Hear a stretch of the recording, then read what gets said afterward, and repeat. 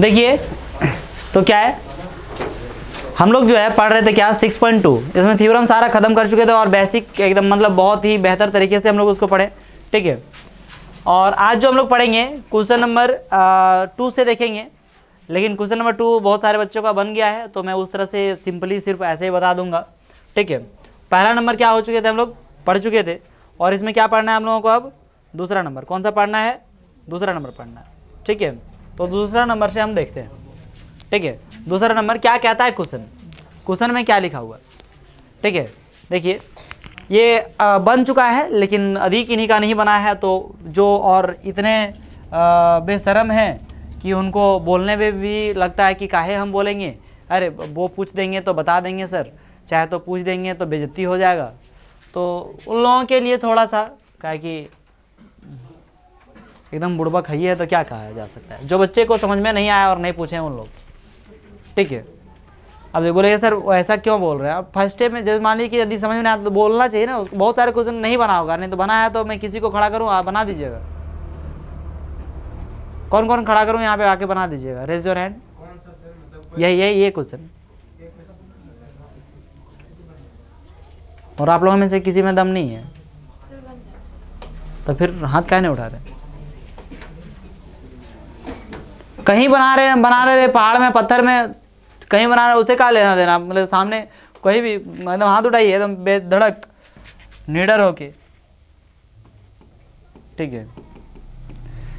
देखिए बोल रहा है कि त्रिभुज ODC, त्रिभुज कौन सा, ODC, ठीक है, ये वाला OD क्या हो गया C, कोई दिक्कत है, एक त्रिभुज ये और नीचे तरफ क्या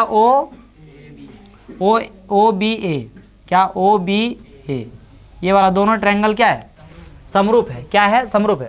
अपने से ओवर दिमाग लगा के ज़्यादा कुछ अपने से बहुत सारा कुछ किए होंगे शायद, हम जहाँ तक मुझे लगता है, ठीक है, कुछ एक्स्ट्रा लगा दिया होगा, एक्स्ट्रा दूसरा नियम अपने से नहीं लगाना है, ठीक है।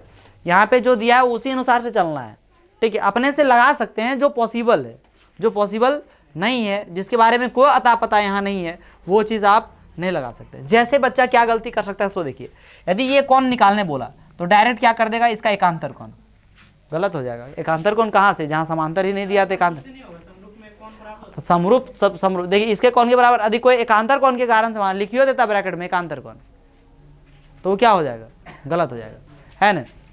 समरूप त्रिभुज के अब संगत भाग के कारण से हो सकता है, इसका यदि D के बराबर, इसके क्या D के बराबर, इसके B होगा, हाँ उस अनुसार से संगत जो समरूप त्रिभुज है उसके अनुसार से क्या होगा, बराबर होगा। तो समझने में भी फिर है, ये मिस्टेक ना कीजिए, समांतर नहीं दिया हुआ सबसे पहली चीज़, ये दोनों लाइन क्या नहीं दिया हुआ, समांतर नहीं दिया हो। ये सब नियम कौन, समांतर वाला नियम एकागो लगा दिया के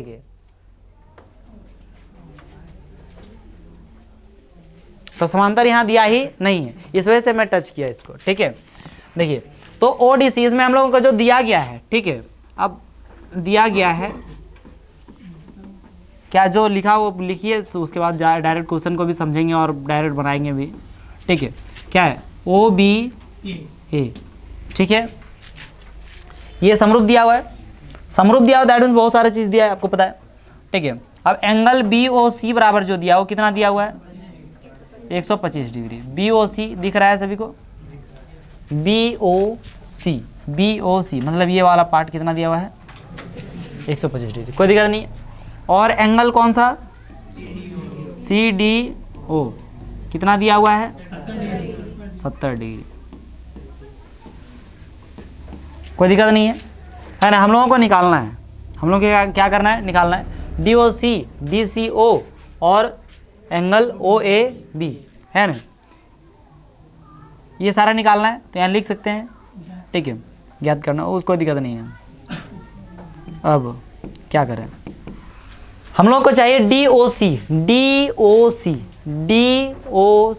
ये वाला कौन चाहिए, तो इसमें आप लगा सकते हैं, क्या लगा सकते हैं, रैखिक युग्म लगा सकते हैं, क्या लगा सकते हैं, रैखिक युग्म लगा सकते हैं, ठीक है। क्या लगा सकते हैं आप, रैखिक युग्म लगा सकते हैं। यहाँ पे लिख सकते हैं एंगल DOC, इस एंगल का नाम क्या हो गया, DOC, प्लस में एंगल क्या हो जाएगा, COB चाहे BOC, क्योंकि नाम यहाँ BOC दिया है, BOC नहीं दिया रे, तो यही लिखेंगे। जो देखिए जो दिया हुआ रहेगा तो उसका नाम उसी तरह से लिखिएगा, थोड़ा सा ज़्यादा अच्छा लगेगा, बहुत बड़ा फर्क नहीं हो जाएगा इससे। एंड इन दोनों मिला के कितना हो जाएगा, क्यों होगा, रैखिक युग्म लीनियर पेयर है ना। एलपी मतलब क्या हो गया, लीनियर पेयर, ठीक है। दिस इम्प्लाइज दैट डीओसी हमें मालूम नहीं है, तो डीओसी का क्या रहने देंगे, डीओसी प्लस में बीओसी जो है कितना डिग्री है,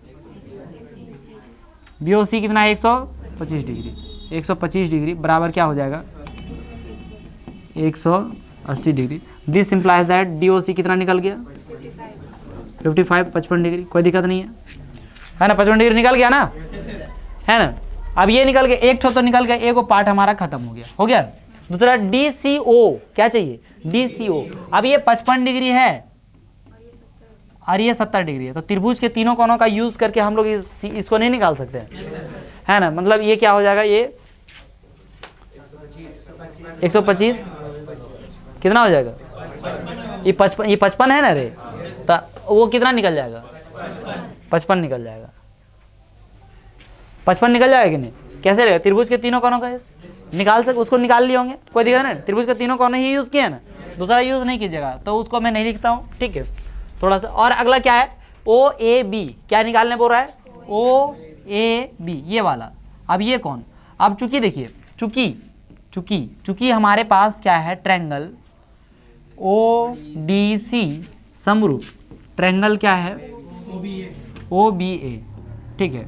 मतलब हमें यहाँ पे ये वाला एंगल चाहिए नहीं, यही एंगल, अरे यही चाहिए ना, OAB मतलब यही वाला एंगल चाहिए, ये वाला एंगल चाहिए, दैट मीन्स A चाहिए, A के बराबर में यहाँ पे क्या है C, ये कितना निकल गया, तो यहाँ पे लिखेंगे दिस इम्प्लाइज दैट एंगल, इसका नाम OAB बराबर एंगल क्या हो जाएगा, इसका नाम क्या है DCO, क्या नाम है DCO। ये बराबर क्यों हो गया है ना, यहाँ पे वो लिख लीजिएगा कौन वाला, ये त्रिभुज के तीनों कोनों का योग से उससे निकाल लेंगे, कोई दिक्कत नहीं ना। 55 ये हमारा आ जाएगा। अब ये इस कारण ये क्यों लिखेंगे इस तरह से, बराबर क्यों है, समरूप त्रिभुज, सर्वांग सम नहीं है ना, समरूप त्रिभुज के क्या संगत कोण, संगत भाग नहीं लिख दीजिएगा, क्या लिखिए संगत कोण है ना। ये बराबर क्यों है, तो ये दोनों क्या है, समरूप त्रिभुज के क्या है, संगत कोण, इस वजह से, ठीक है। संगत कोण किसको किसको नहीं समझ में आ रहे, संगत कोण किसको कहते हैं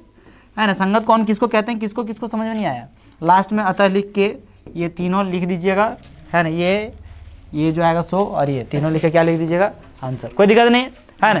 संगत कोण, देखिए संगत कोण मतलब क्या हो गया, अभी फिर नहीं बोला, किसको किसको समझ नहीं आया, देखिए संगत कोण मतलब क्या हो गया, जरा देखिए इस त्रिभुज का ODC त्रिभुज दिख रहा है कहीं, ODC जो येलो कलर से यहाँ पे आपका कलर किया हुआ, और एक OBA कौन से है, ग्रीन कलर से है ना। तो ये त्रिभुज ऊपर, जब भी ये इसकी बात करेंगे तो मतलब किस में बात करेंगे, ऊपर की बात करेंगे, यहाँ पे नीचे कुछ नहीं आएगा।